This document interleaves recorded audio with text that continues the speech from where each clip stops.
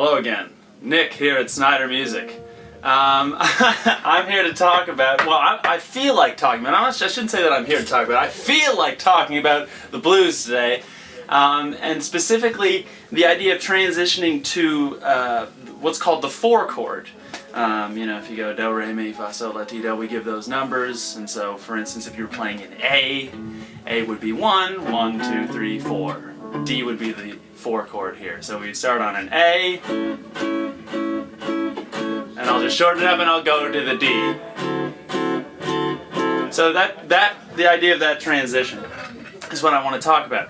And so one thing I've noticed from listening to jazz records, I highly recommend you do the same, is that when you're transitioning to the 4 chord, you can kind of get away with playing a lot of strange sounding things. So for instance,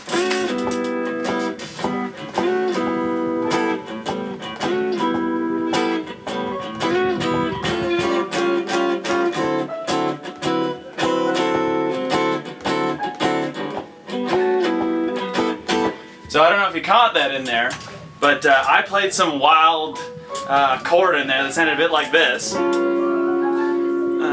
You could call it an altered chord, and what I've done is I've raised the 5th. But anyways, the idea is that I've played something that doesn't sound particularly appetizing. And you can do that just prior to changing, like for instance in the last half of the bar before changing to the 4 chord. And so the same thing can be applied to the idea of soloing in a blues type change. So for instance, something like this.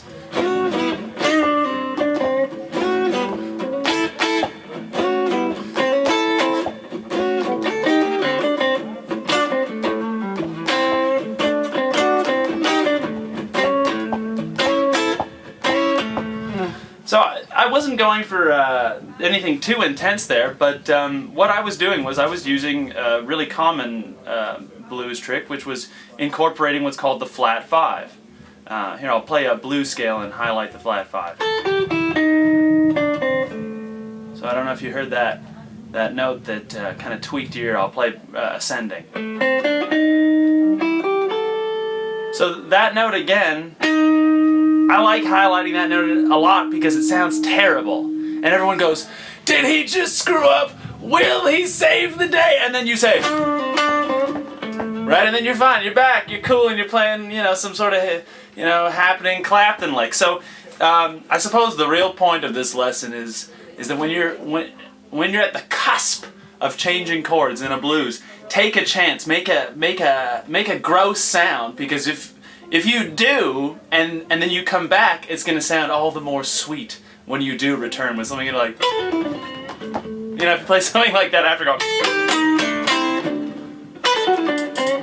right? It sounds even better when I do something like that afterwards. So anyways, but don't take it from me. Go and listen to some jazz records. Hear what those guys have to say. So anyways, this is Nick signing off for Snider School of Music.